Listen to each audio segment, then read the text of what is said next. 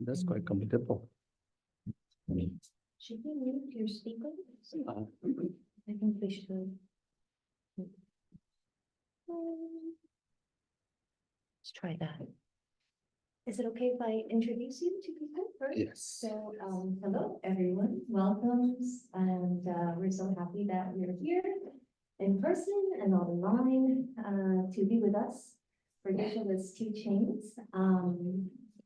I just wanted to share a little bit about Geshe, and I think many of you are aware of his background and his good heart. But I wanted to start with a personal story because I was in Nepal almost a year ago. And I, being very mindless, left my ATM card in Delhi. And I was like, I don't have cash. And I met Geshe in India. And he was like, what help do you need? You know, are you hungry? Do you have enough to eat? And like, you know, we met like 24 hours beforehand. And this was what he was doing to all the students there. You know, he was just taking care of everyone very kindly. And I was like, wow, this is really amazing. And then got to Nepal, and all the students were like in a taxi and we're all going there. And basically, before I knew it, we got to my hotel. We're all staying at different places, and Geshe runs out of the car, gets my suitcase, and starts carrying it up quickly up this really steep hill up to the front desk. And I was like, oh my gosh. And I said, okay, this is what Kadampa Geshe is like. It's really about helping others, developing the good heart. And when I started to learn more about his background, that touched me even more because I think for all of his study and experience, you know, the outcome of that is deep humility and a sincere heart. And so it was just super inspiring. And I thought, okay, we really need to invite him to New York, like really, really make it happen. And for those of you who don't have maybe an intro to his background. So he joined the monastery, I think at the age of 9, at Kopan Monastery. And he was a very close disciple of Geshe Lama Konchak, as some of you have seen in the documentary, Unmistaken Child. And then he stayed there for several years and then entered Sarajay Monastery.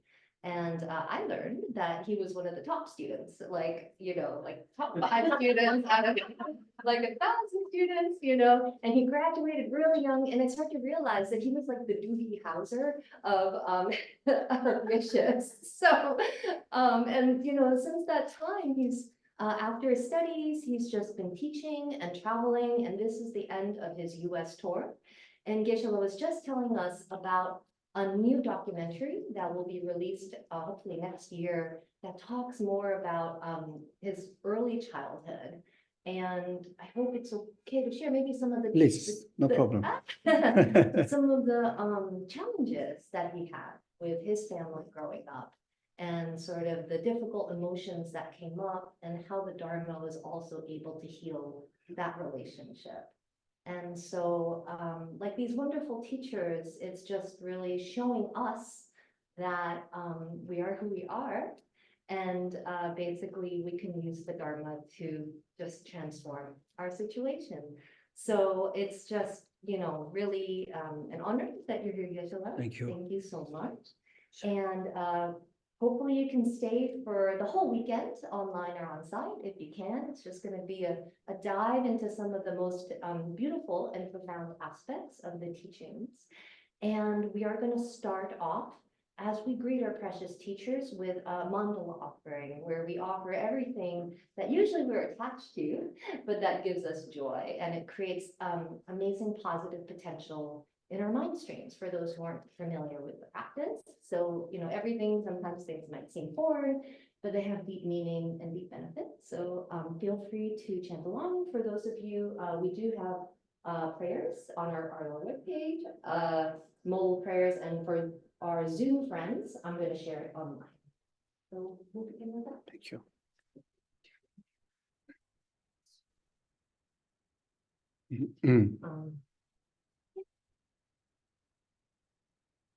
Yeah. If in case if there are any very first timer to Tibetan Buddhist tradition.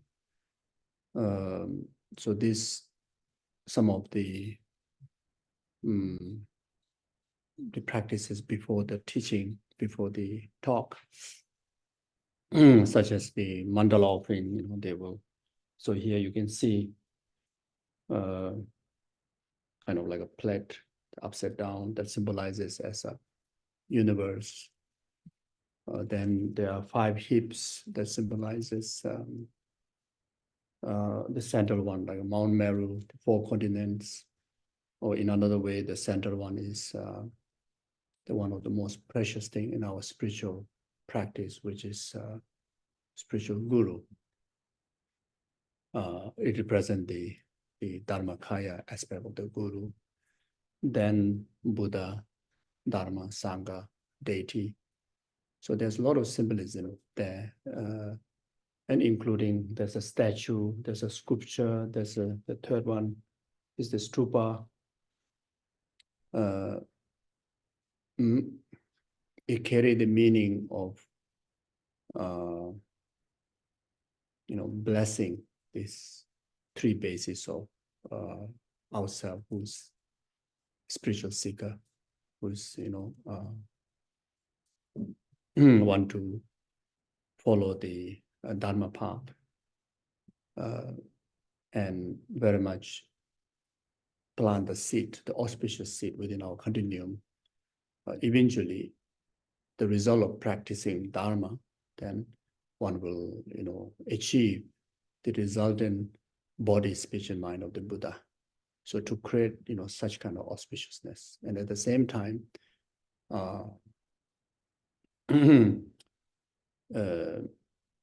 the expressions of sincerity, expressions of openness, expressions of preciousness, the anything to do with Dharma wisdom, anything to do with Dharma discussion, spiritual environment, especially the spiritual that, or the Dharma practice that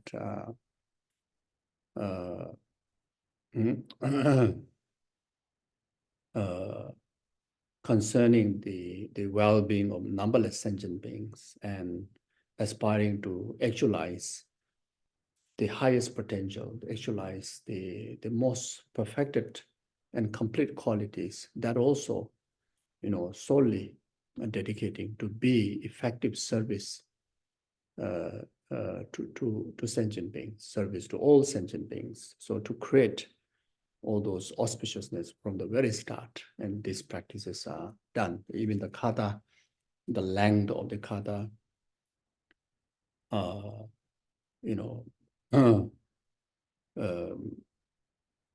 create the auspicious for long life, from whom that you wish to engage with the spiritual dialogue, and also to grant a blessing, the very minimal basis to be able to actualize the success of your practice. You need to have enough time on this precious human life, precious human rebirth, so that by making the kata offering, long kata offering, you receive the auspicious blessings to clear obstacle on the path, especially in relation to health and life.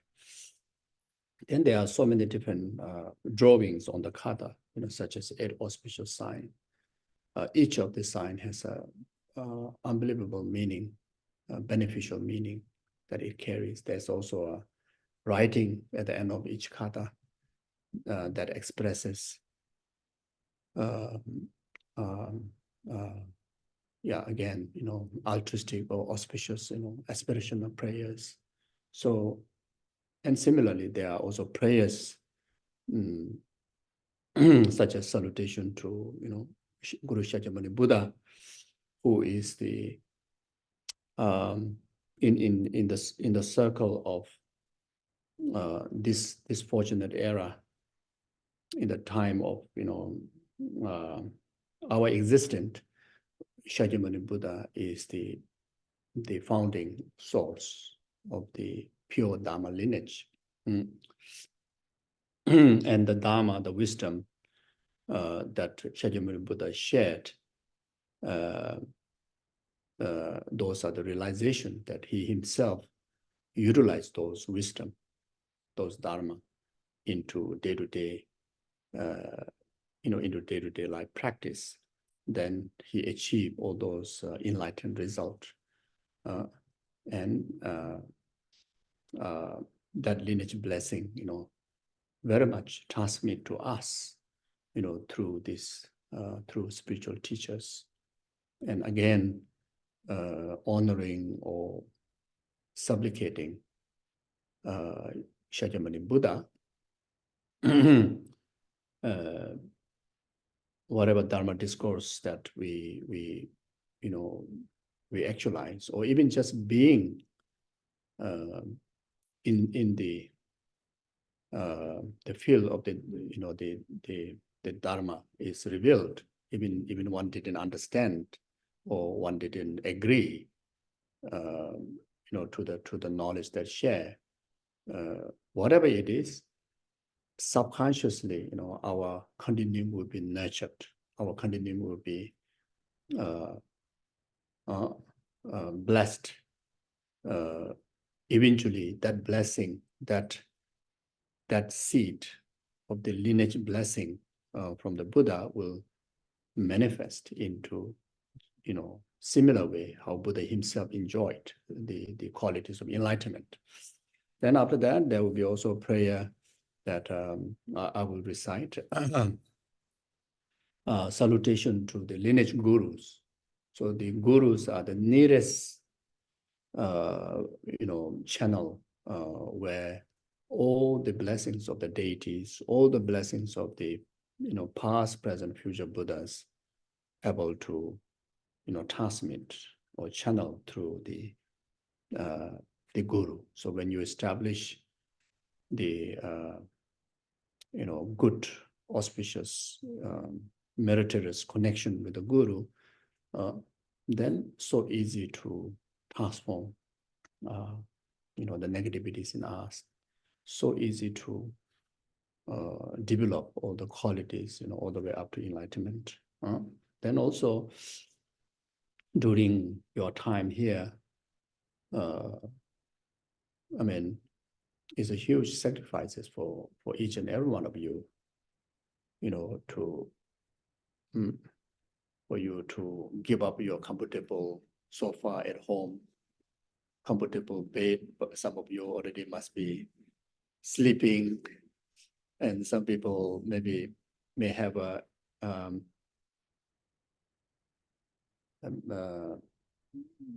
amazing dinner invitation, and you may have let go of that, and you came to, maybe came with quite a maybe greater expectation than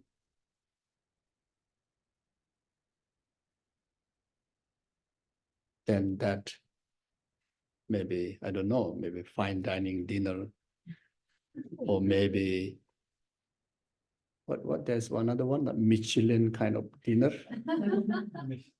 Michelin style dinner. But I think compared to Michelin style of dinner, I think here your stomach will be more fulfilled. Michelin kind of dinner, I think it's so small, so delicate. I think cannot feel this. Quite a big stomach. So maybe you may get more than that here. Even in case you didn't get it, even in case you didn't get the simplest, the Nepali dinner, the dal and rice also, but still, like without knowingly, you will able to achieve a lot. The samadhi food, the samadhi food, which is the Dhamma food. So therefore, whatever thing that you have sacrificed, it would be worth. You may not get anything from me, but you will definitely get a huge thing from the lineage gurus, as a spiritual blessing. So for that purposes, all these preparatory kind of prayers, practices, even though, and also it's the first time myself being here, and many of you first time, interacting Dharma session with me, and it is a very auspicious to do this, to have a more spiritual benefit in future times. Yeah, so I thought those who are first time, I think if you don't know what's happening and sometimes feel like a bit strange, I used to find very strange when I first time saw this thing. So I put myself in your shoe, some of your shoe. Maybe many of you are already very familiar. So like that, yeah. Then also, sorry, at the same time, you take opportunity to those of you who have refuge in Buddha Dharma Sangha, then you refresh them while we do the refuge practice. Then those who don't have, you just simply acknowledge that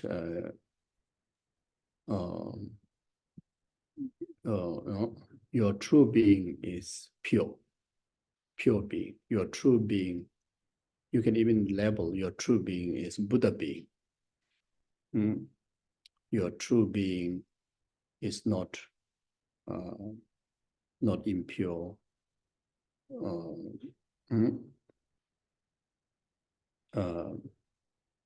Not that you feel a bit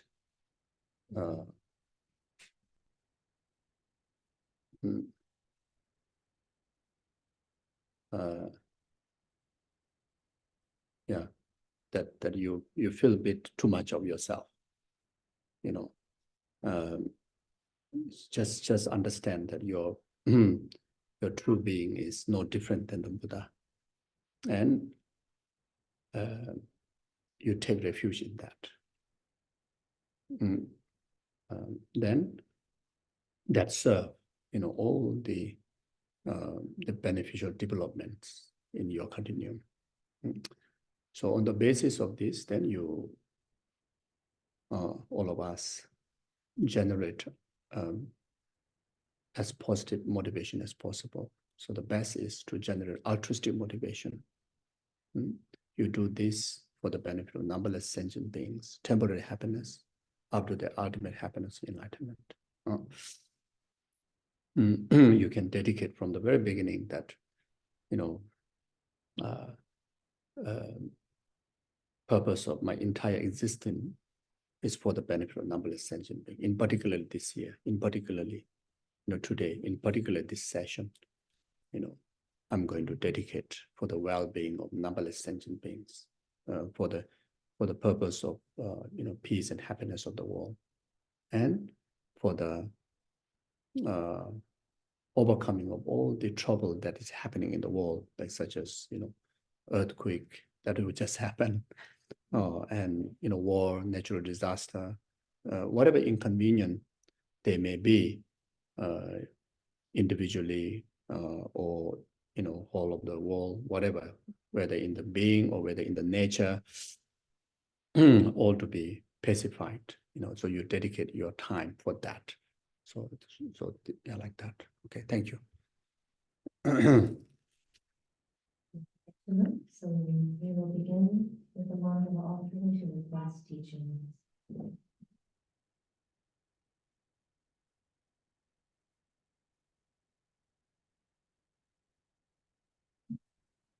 Yang yang do je chang chen po dang wo ye ma chi ba yong zo den me ngam dong ki le shen mo te that's one la lo do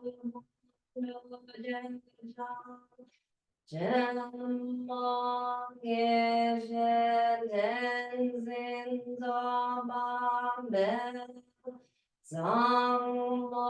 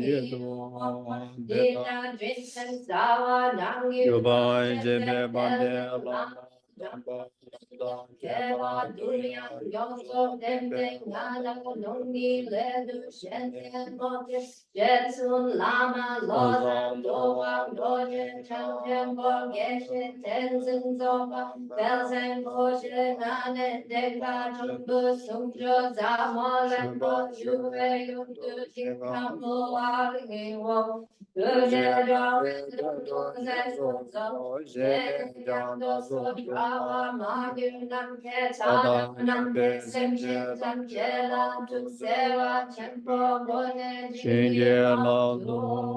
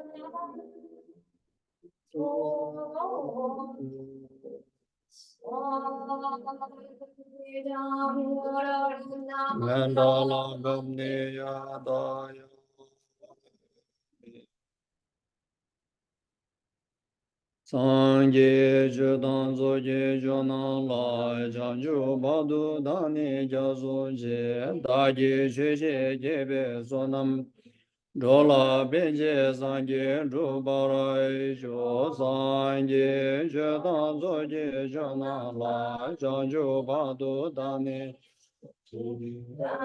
jeje gebe zonam je jola beje sangye jubarai jo sangye judan zoge jonan chanjo bado dane jazo je daje je gebe zonam dola benje sanje drubara jo kamge doze ne zone dawa dam je bam bejere dam beje ne denze be godam de la chanse Tōnyi nyingzhē sōntō chūpē lāma sēchē sēchē kāngchē tēntū gōng chāna bēmō tēnzhēn gyāzō lā sōwā dēp sō dā gyū chīngyē.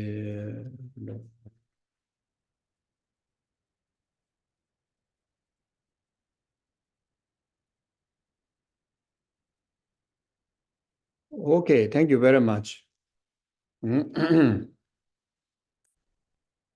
Yeah. So tonight the subject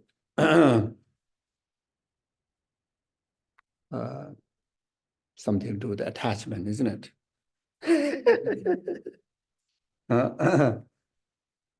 Mm.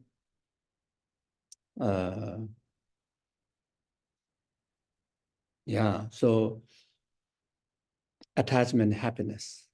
Yeah.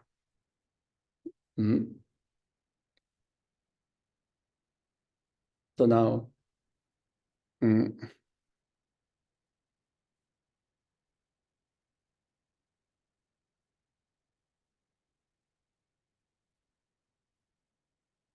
attachment by its own nature, it is not necessarily is negative. The emotion of attachment,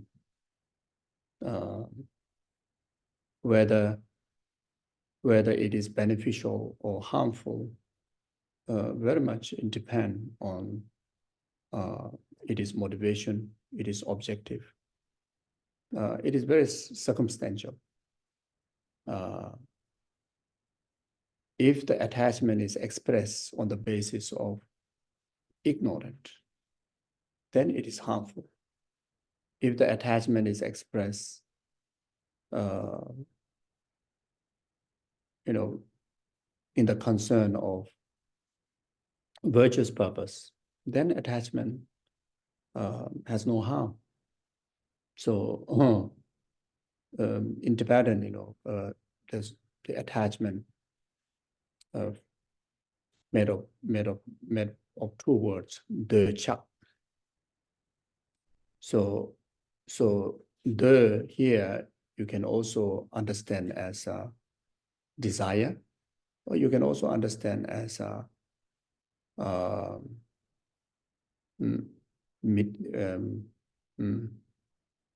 the yun is kind of the worldly existent. Chak is attach. So attach to the worldly existent. That attachment very much infused by ignorant. The attachment, or the desire or attaching to, obtain liberation, attaching to, expressing desire to obtain liberation.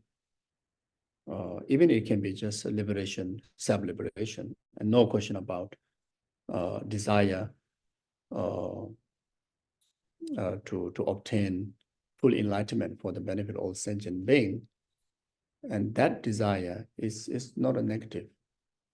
And attaching, to that objective, attaching to all the tools that which deliver that objective, that that derpa is also, can say, desire, and attached to that desiring purpose, attaching or stays, very much kind of stay with, be with, completely dissolve into that pursuit, that practice, that path,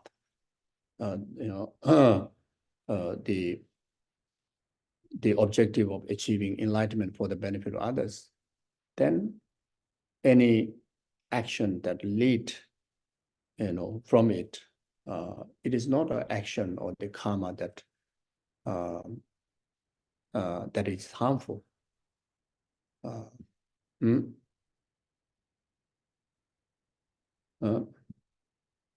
But if the desire,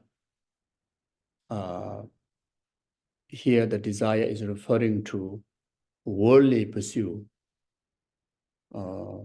worldly existence, like such as temporal, this very lifetimes, sensual desires.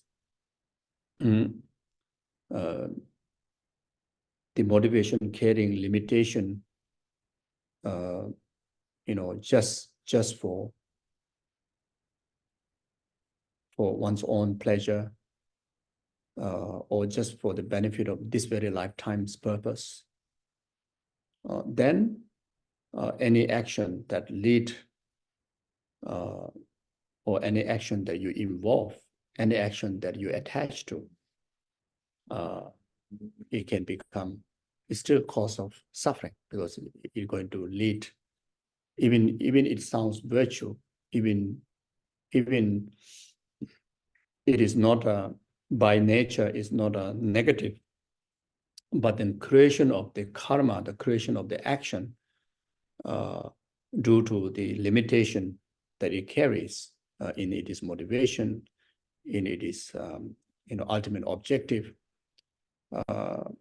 then it is still ultimately fall into negative, because it is consequences going to be suffering, and in the form of suffering of change. It may not necessarily be cause of suffering or pain, but it can be cause of the general samsara. It can be cause of the suffering of change, like most of the comfort that we experience in our lifetime, such as good health, like temporary good health, temporary youthfulness, temporary success in, status, wealth, health, etc., or any form of essential kind of pleasurable experiences that we experience. These are not the result of the karma, which is by nature, is negative. These are the result of karma that form with a collective environment of negativities or collective environment of limitations, like such as it is motivation is very much ignorant. The ignorant is not necessarily intended to limit its accumulation of such karma, but it's very much ignorant of not knowing the more beneficial purposes, and you very much accomplish limited purposes due to that ignorant. Here the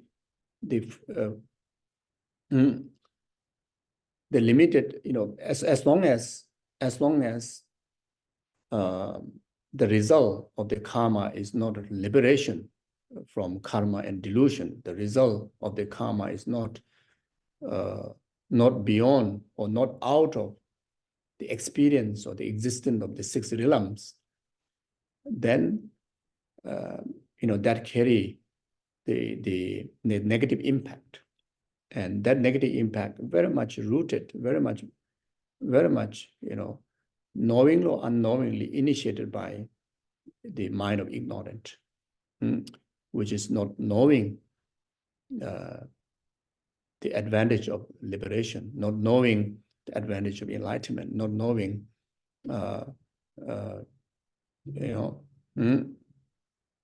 not knowing the advantage of liberation, then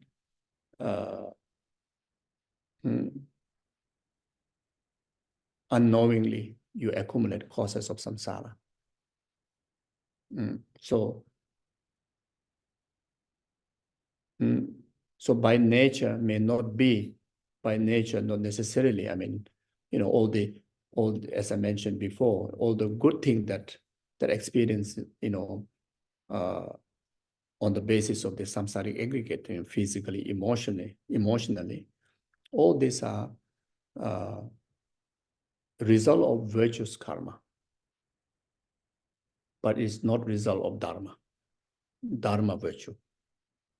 If those actions, if those emotions, if those motivations happen to be dharma, infused by either renunciation, infused by either wisdom of emptiness, either infused by altruism, then the result that what we are experiencing is very much the experience should be unexhaustible experience of pleasure, unexhaustible experience of youthfulness, unexhaustible experience of good health. Very much, we enjoy the youthfulness, we enjoy good health and prosperity, but then that is not lasting, that eventually, turn, change, evolve into suffering, suffering of change. And that is very much fall into the experience of suffering of change. And as long as we experience the suffering of change, the main basis that which make us to experience suffering of change, the pervasive compounded suffering itself, the samsara itself. So therefore, the result of what we are experiencing, even the virtuous karmic result in samsara is still in the form of is still negative, comparing to the positive experiences, which is the true happiness. So therefore, the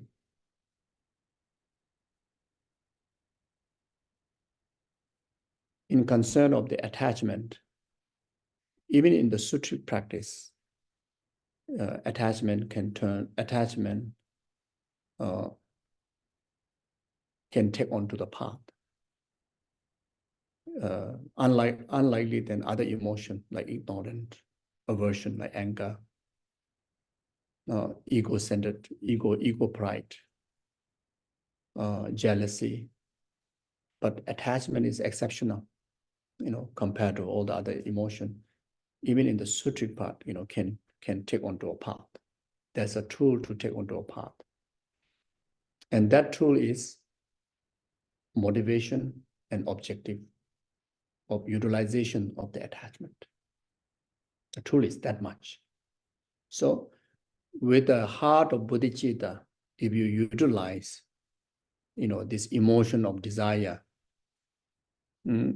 emotion of desire to benefit others, emotion of, desire to, don't want to let go of staying on the path, emotion of desire of, how hardship it is that I want to stick serving the well-being of others. It's still dapa, means wishes, desire and attached to it, staying onto it. So that's called dacha, attachment, you see. And as I mentioned before, attachment, there's also another way of explanation. As far as concerned with other emotion, then only in tantric practice, there's a tool to transform them onto path, or take onto path, like anger as a take onto path, especially anger and ego. Even for the earlier three tantric practices, action, kriya, yoga tantra, may not have a, the most effective tool to utilize them onto the path. Only high sukhi tantra, carries that, you see. But so therefore, so there are many statements, like even in the, especially those of, students of Gyabje Lama Sopa Rinpoche, after Rinpoche passed away, His Holiness emphasized us to read the name of Manjushri, Manjushri Dharani. Manjushri Dharani. There also there's a statement, the taking the attachment onto a path. And in the many sutric, teachings, attachment taking onto a path, yeah. So therefore, by nature, the attachment is not negative. So when we talk about happiness, from the point of view of Buddha Dharma, which is very much talking about the truth, whether either to do with the relative truth or ultimate truth, is talking about the real thing, But that language, you can find clearly in Buddhist teachings, defining what is true happiness and what is not. So beside the happiness of liberation, there's no true happiness. So as long as we live within the bondage of karma and delusion, as long as we live in samsara, as long as we live in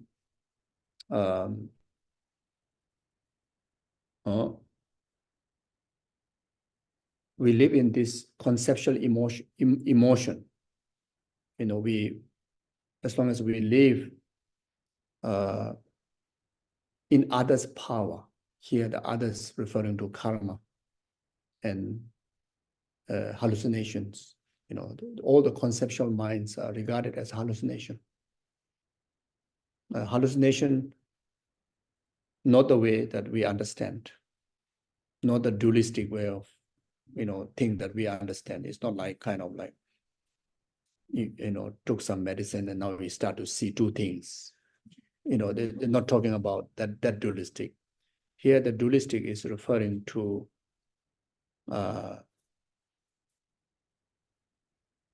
the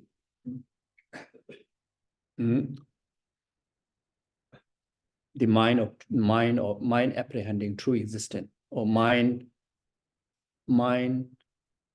engaging with its object in the nature of true existence. So the moment we open our our perception, the moment we open our six senses, whatever we perceive it in that first interaction is perceiving dualistically, perceiving in the nature of true existence, perceiving in the nature of inherent existence. So if you go more deeper level, very much perceiving in the nature of permanent, and by nature, what you see, everything in the nature of impermanent. But there's no wisdom that clarifying that, for the first mind, when the mind engaged with its object. When I see you, even though you're moving, but the first mind actually perceiving as a permanent, as a true existence, as an independent existence, as an inherent existence, So these are all hallucination, and we are very much live under the control of such hallucinated mind, such hallucinated view, and on the basis of that, and we expresses all different emotions which are very much negative, even those which are negative even by its nature, but even those of the emotion that by nature may not be negative, but because of that hallucination, what the result that karma, or the result of the action that, the potential that creates out of it, it becomes negative, it becomes cause of samsara. You see? So, and when we talk about samsara, again, what we really spend our life experiencing is experiencing these three things: suffering of change, suffering of pain, and pervasive compounded suffering. As I mentioned before, even those good things, like before experiencing the real change from happiness to pain, youth to old age, even that goodness, even that favorable kind of experiences is a result of a karma that which we should overcome in order to experience genuine happiness, genuine freedom from suffering. You see, so and worst one is the pervasive compounded suffering, which is our own aggregates, our own, these five aggregates, such as physical aggregates, mental aggregates, composition aggregates, feeling, etc.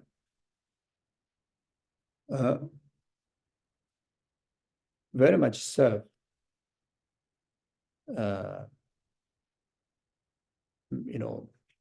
basis to ripen all the past karma into suffering of pain and suffering of change. It also serves the basis to accomplish all the conditions to make all the past karma to ripen. And not only that, it serves the basis to accumulate all the new karma, that which future time again, that we have to experience the same circle of samsara, same circle of, within the life of experiencing suffering of pain, suffering of change, pervasive compounded suffering. So therefore, as long as the experience that which is free from this aggregates within the six realms, in fact, there's no true happiness. And apprehending and grasping those goodness that we experience in our life is regarded as a false view of grasping suffering as a happiness. And the kind of pure kind of belief that we are in a pure kind of human realm. And even that is very much hallucination and is regarded as a false view. Seeing the false view of seeing impure as a pure. Impure because of it is samsaric product, because it's still subject. This aggregate is still serving only to experience these three things, and not arrive to experience the experience of liberation. So therefore, that view is regarded as a false view. Then self is empty of it is being permanent. Self is empty of it is being true existent, inherent existent. But then we very much, live in the view of, self as a permanent, self as a true existent. Even in a very gross idea, the idea of that we still plan to meet tomorrow is a permanent grasping. It's in reality there's no guarantee. No guarantee that the next moment is my last moment in this life. But I have so many plans. All these are actually false view. I even bought a ticket to go back to Nepal. And so how deeply we live in hallucination, like at least me, you at least not yet bought any ticket. Yeah, if you have already bought ticket, you are in the same page with me. Those who didn't buy ticket yet, you are much more better. So, yeah, and all these emotions, all these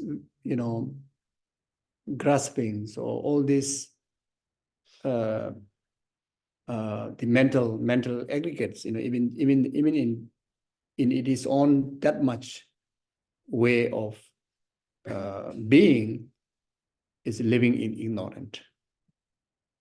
You see, so as long as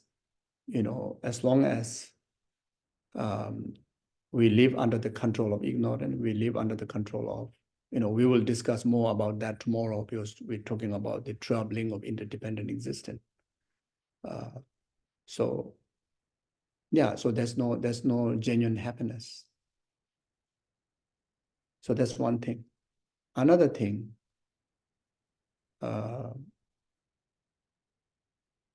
those, I mean, who are really serious about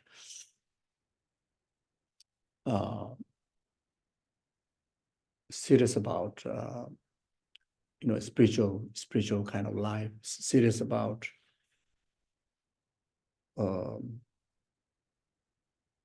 finding new ways to acquire happiness. Then there's so many valid reasons to be serious about it. There's a valid reason for us to really stick with the Dharma, stick with the spiritual path, and find every ways to not to go back to our old way, even though objective is the same, whether we go old way or the new way, whether we go Dharma way or non-Dharma way, our ultimate objective is the same, which is pursuing happiness and pursuing the tools to overcome misery, suffering, inconvenience, limitations. We may not say in the language, say in the word, that I'm pursuing enlightenment. In reality, every being pursuing enlightenment, every being pursuing liberation, even the dogs, even the cats, even cockroach, you know, even the cockroach pursuing enlightenment because they're pursuing happiness. And even the cockroach, you know, if you ask to choose, you want temporary happiness or ultimate happiness, lasting happiness, cockroach will definitely say, I want lasting happiness. And the real lasting happiness is only in liberation. There's no in other place. You know, so those who don't practice Dharma, who's not in the spiritual path, you know, those are people who only know about commercial business. But their ultimate goal is, you know, is for happiness. You know, I mean, I don't think they do business for suffering. Is there any commercial people do business to acquire more suffering? I don't think so. Even those people who you know, who I mean, there's so many kind of job, so many kind of finding means to live. Even you know, the reasons that parents send children to school, and the children themselves, you know, putting so hard to, you know, get educated, you know, like to get the grade. His ultimate goal is all for gathering tools to bring happiness.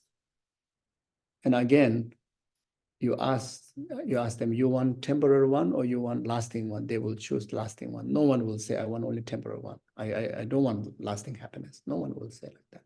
So innately, everyone is, you know, pursuing lasting happiness and everlasting happiness and true happiness. You know, you say you want fake happiness or real happiness. Everybody will say, I want real happiness. And the real happiness is only when you achieve liberation. There's no real happiness in any existence other than and the liberation is, again, is not something like you need to reach somewhere, need to take a flight. You know, liberation here is talking about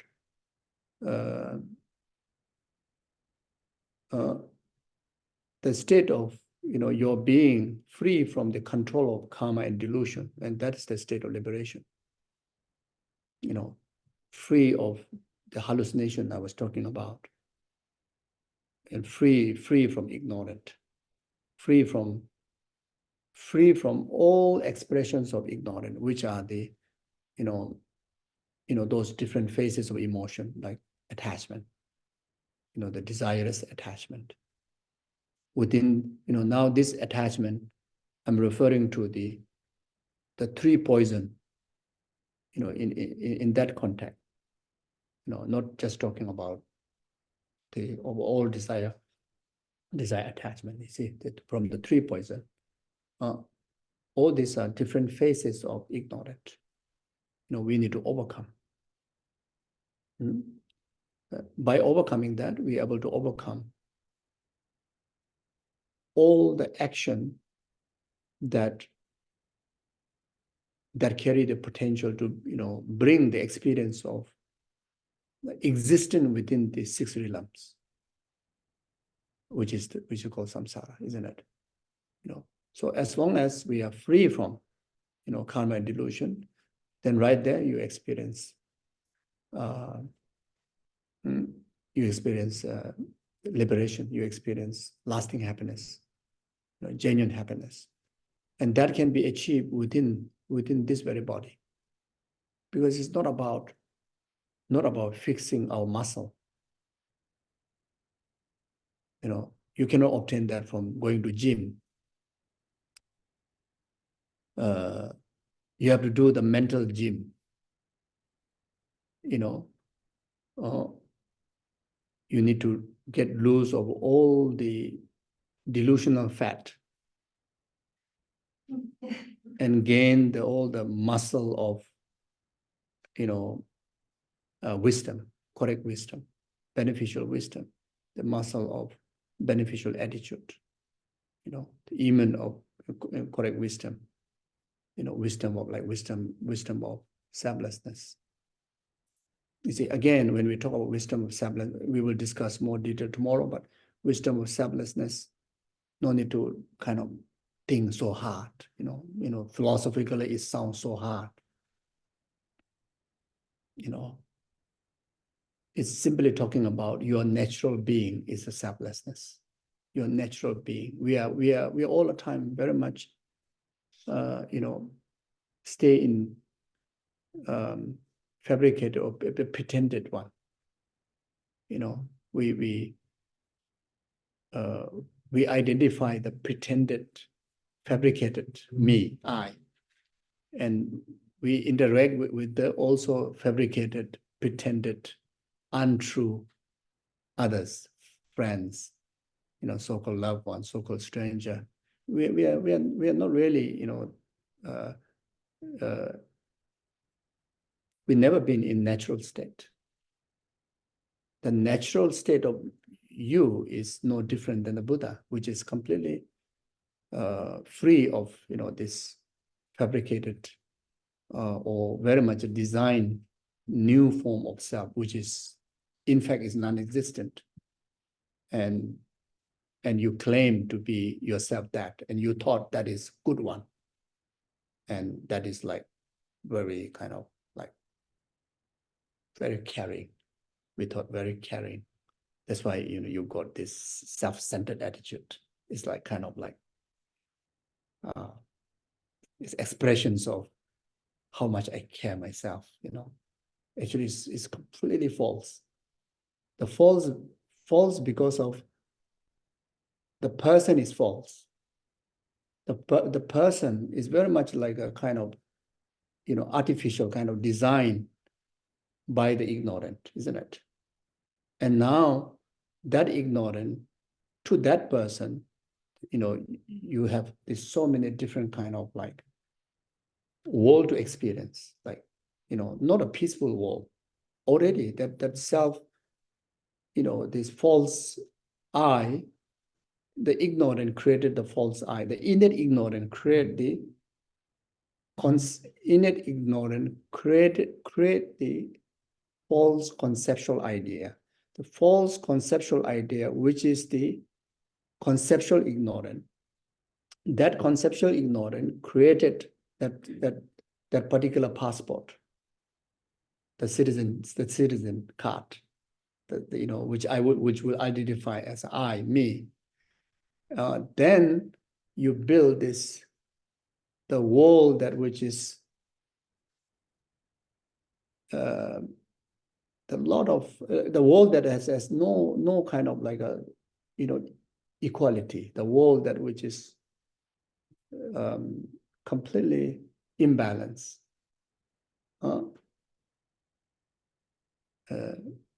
Again, by the ignorance, is very much, there's a kind of inner, how to say, the inner kind of, first, it build your own inner world of this different, by this ignorant, and, like create its own constitution, its own parliament, I think, parliament, not constitution, parliament. So there comes in like, the very much the ignorant, self is very much the kind of president. Then the ego grasping is very much prime minister. Then attachment is like the home minister. And then anger is like the the defense minister. Then maybe the jealousy is maybe education minister. And they have a whole parliament. Then that parliament, deliver the the function of your world in relation to the rest of the environment. So there's so-called like, enemy to deal with. There's called so-called loved ones, like object attachment to deal with. Then in between, there's so many other, so many imbalance kind of environment that we have to, you have to deal with, so very, very much like that. So there's no peace at all. It's completely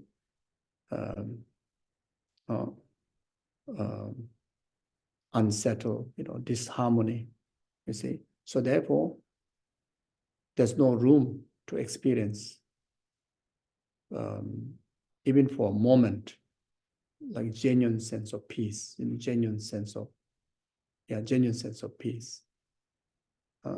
Even you aspire peace, but you are unable to experience the peace because of the inner world is like completely messed up, you see. So yeah, like that. So therefore, without ourselves like completely free from ignorant, then there's no room for us to experience a genuine sense of happiness. And if we speak a bit lighter way, up to today, very much all of us, our main focus is to find happiness in relation to external, dependent on the external factors, or worse than that, material factors. We try to, we spend a lot of time that,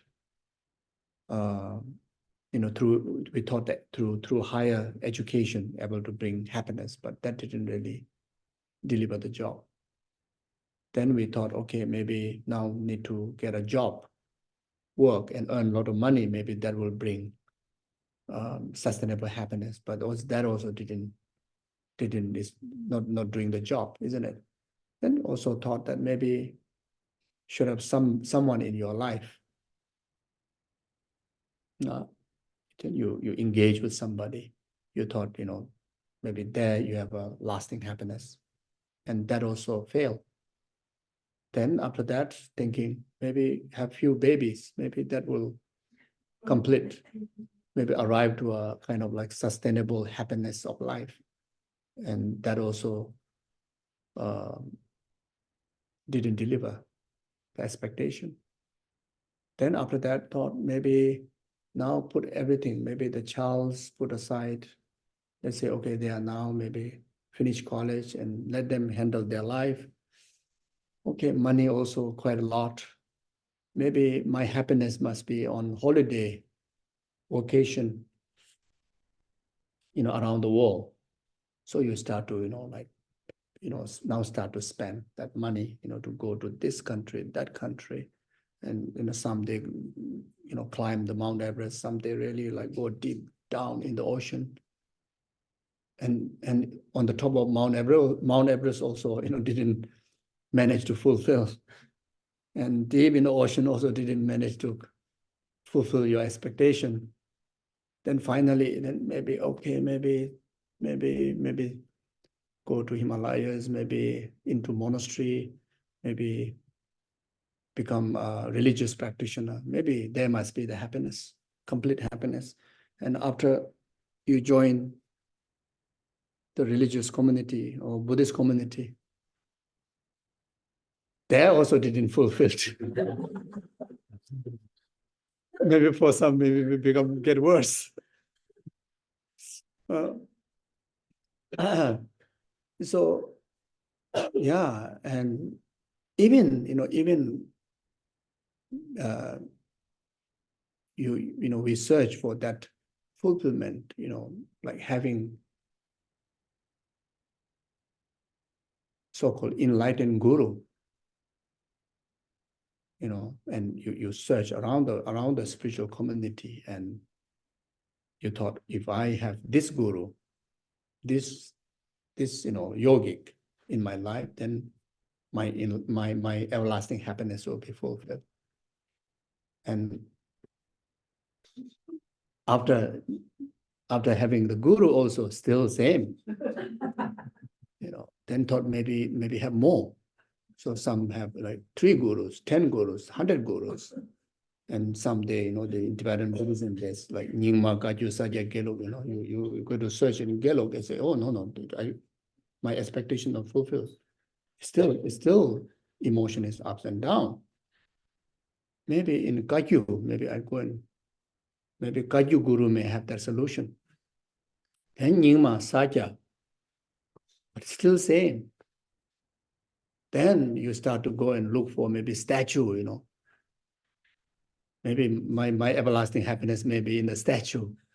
Then the statue also maybe not a clay, first maybe clay statue, maybe fine. Then after maybe that also didn't help. Maybe you start to buy a golden statue. And that also didn't help. Maybe there must be maybe in the size, and you start to get a big one. Then gradually, now you have a hard time to where to put the statue because you need to move house. You need to downsize. There's so many people having a hard time of where to put my statue because, and there are people now, I'm already like 80 something years old. I have this and that complication. And almost 50, 60 years that I was hoping that complete liberation from this statue, but didn't happen. But now my children are not really interested. Now I'm having even more anxiety. Where to put my statue? Who to hand over my statue? Some people go through that. See? Then they start to look for tiny kind of relics, very tiny. Maybe at the verge of the last breath, if I put that on my mouth before I stop the breathing, maybe there may be liberation. There may be fulfilled your you achieve everlasting happiness, and yes, but you thought this last breath, but then fortunately or unfortunately you start to live another week. But the relics is still already in your mouth. but still the samsara is still same.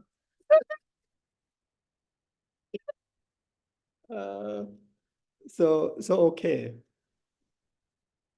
And then foods, we try with all the foods, and we try with everything. And yeah, people, try many things. Some are even like not nice to say. People try, maybe there's an everlasting happiness in sex and everlasting happiness in drugs. The people, yeah, not only non-practitioner, even practitioner, they already kind of try everything and couldn't find everlasting happiness. And there are people who even get into that kind of the lowest part of their research of their happiness, you see. So yeah, when you relate to others, when you relate to yourself, and now I think it's very much time to really get to understand that liberation is not outside. So that's my point. Like liberation is nowhere else except within. Except in our concept, except is in our very much in our our awareness. Liberation is just simply in our awareness, you see. And when we think about that, there are many occasions, especially those who conducted quite good meditation practices, when you're able to, like, as long as the deep, deep, natural, subtle, complete absorption state of meditation, you actually have experienced the liberation. And even ordinary beginner, maybe at least 5 minutes you have experience, or maybe some even about whole day. And that is maybe one of the longest lasting inner peace that you have experienced in relation to all the joy, all the sensual joy that you experience through food, sex, through drugs, or whatever you want to say. And that also in the full awareness, in completeness, in the complete, complete, not only mind, but also the body, like completely in integrity or in, pliancy, like that, when those of you have studied the teaching on shamatha, single pointed concentration training, even at the beginning, before even you get into actual training of the 9 level of the concentration training, you already start, even when you start to do the preliminary practice alone, you see, individual practitioners have the capability to experience about 3 hours of complete bliss. Complete bliss. And that is the state where your system is totally free, not purified, but totally free during that 3 hours of time from the influence of karma and delusion. And that is the actual experience of liberation. The only thing is we just need to make more habitual that until it becomes sustainable. So when you achieve that sustainable kind of, that kind of awareness, that kind of being, you arrive at a state of liberation. You arrive at a state of total freedom from, control of karma and emotion, even in this ordinary body. You see. So therefore, from this point of view here, there's a worth pursuing, worth pursuing dharma, worth pursuing meditation, worth, really pursuing deep thinking, thinking inward, not outward, looking happiness inward, not outward. You see, and whatever spiritual practice, the dharma practice, if individual not interested with this term of spirituality, you want to be who you are, like, just like, in the past they call hippie. Now maybe you can call what happy, whatever you want to call, whatever title you want. You don't want to have the tag of a spiritual practitioner, then it's okay. It's okay. You can be who you are, the title, but you can still be a real, like kind of living meditator within. And as long as we, we train ourselves in that journey, in the, what do you call, the those really beneficial, ancient wisdom that which share from the Buddhist teaching.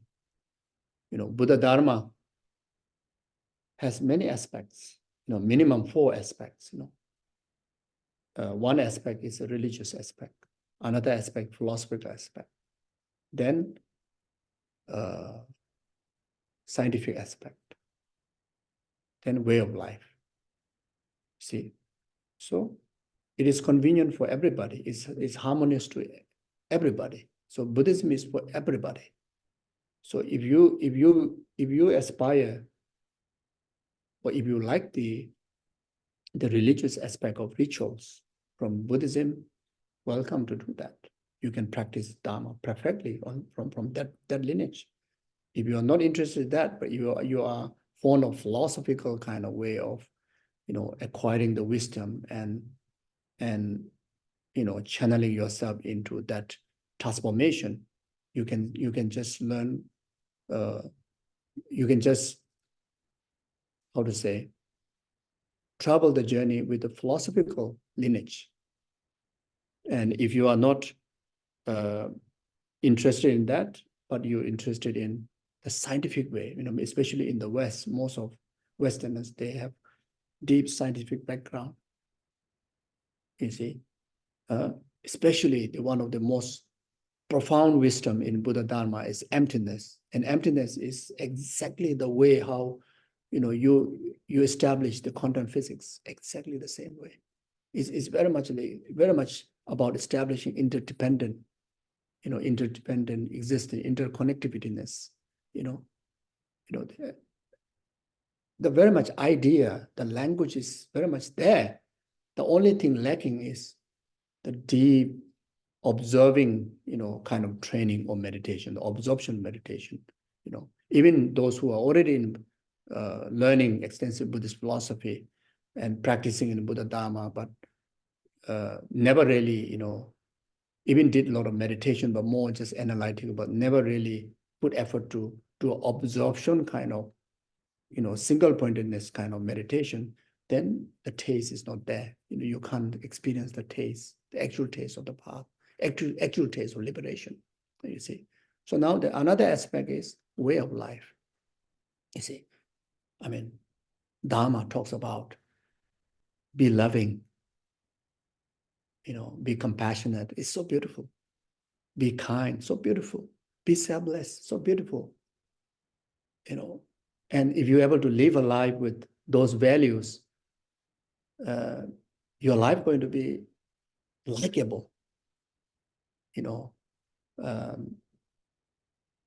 can be so proud of your life. Even nobody says how good you are, but at least for yourself, you have such a how to say, proud feeling. Because those values by nature is virtue, by nature is beneficial. You don't even need motivation to make these virtues become, this attitude to become beneficial. Just moment you have that attitude, is by that, because of by nature being virtue, is already delivered the job, you see. And enlightenment will be delivered, liberation will be delivered, you see. So even someone is a Christian background, you can be a great Christian, was a great Buddhist practitioner Christian. You can be a Jewish, you can be a good Buddhist practitioner Jewish. You see, you can be a good Buddhist practitioner free thinker. So it's good for everybody, you see. So like that. Yeah. So anyway, so I'm taking too much of your time. I want to say this one thing about attachment. Go back.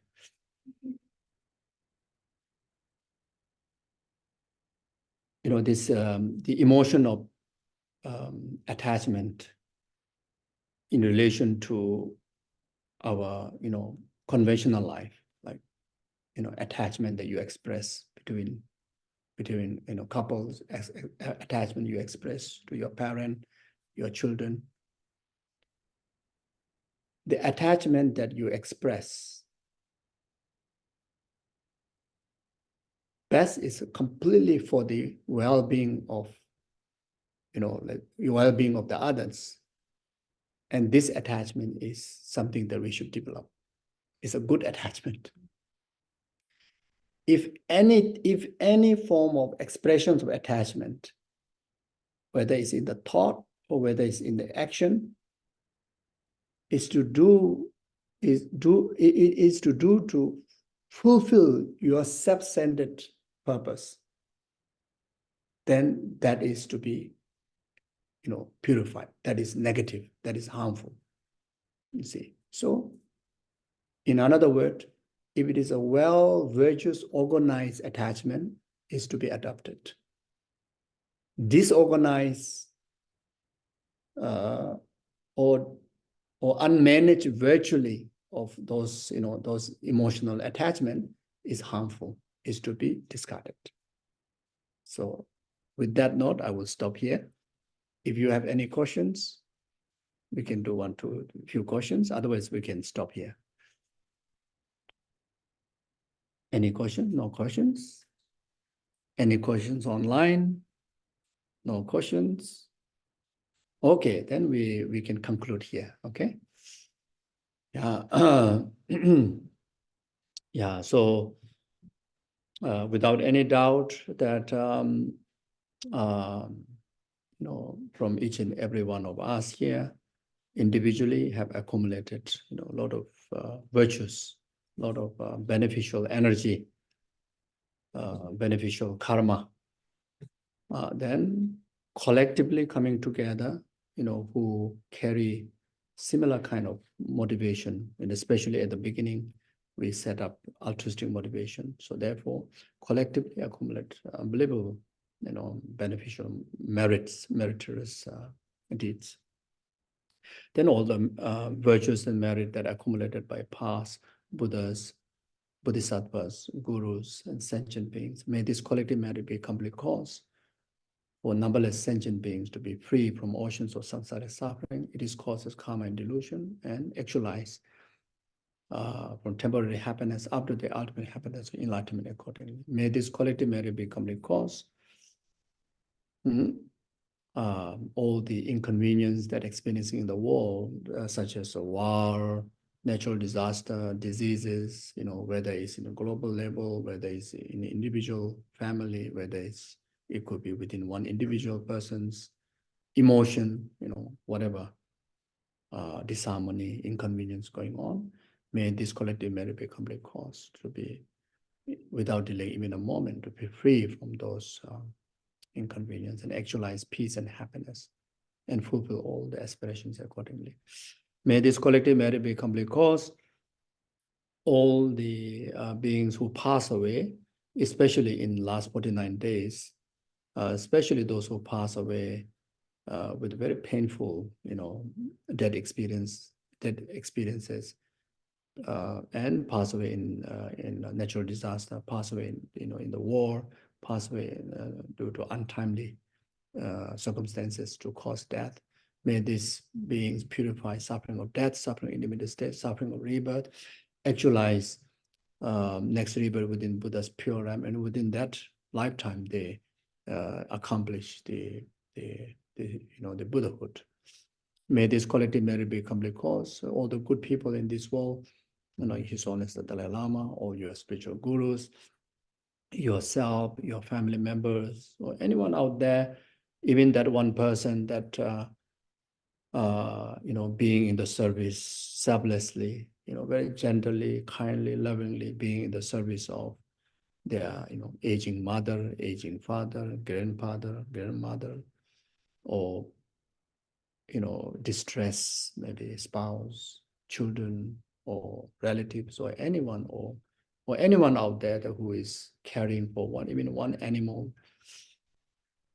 May these people always enjoy good health, long life, have all the resources, for them to able to express all their compassion towards others, and may they fulfill all their aspirations accordingly. May this collective merit be a complete cause.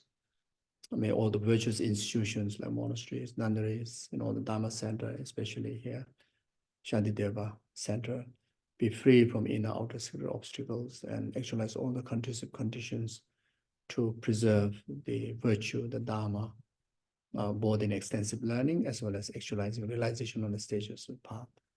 And may this collective merit be a complete cause. May each and every one of us really have the, courage to make a decision,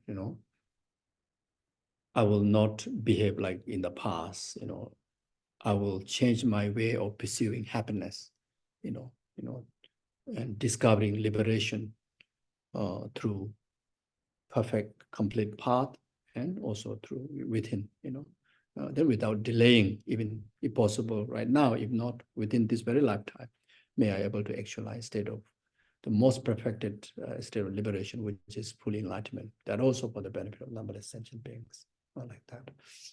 And may they dedicate to ourselves the merit that we dedicate, then the purpose we dedicated, everything understood in the nature of lacking of true existence.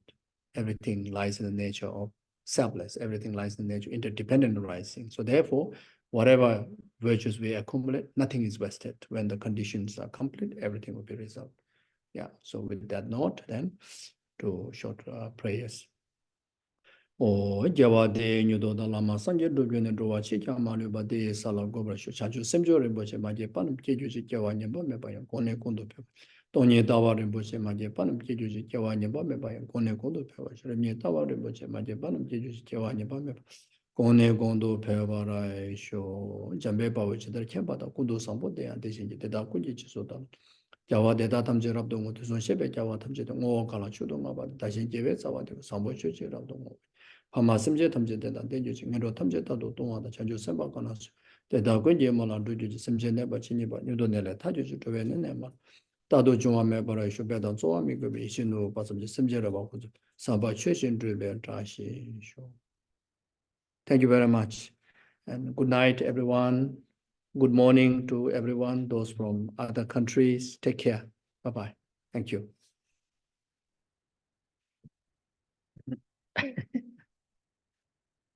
So today your experiment. Yeah. Okay. Your work. This one.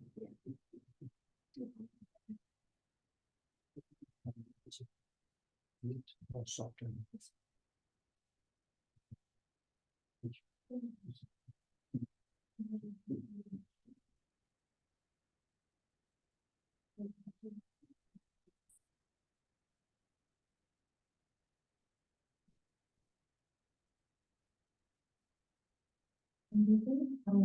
Most of you are aware that we're going to continue teaching this tomorrow, and then we've added, for those of you on site from the north, a wonderful, like, little food platter offering. So if you can, please enjoy. Geshe talked about the Michelin stars, food of Dharma, and then after that we'll have like really beautiful, lovely snacks, and then at 5:15 Eastern after that, for if you're interested, a Tara Puja, so which is supposed to help remove obstacles. So please join us on site, online, and thank you so much for being here.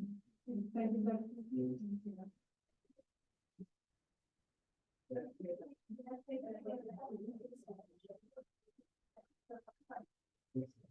you.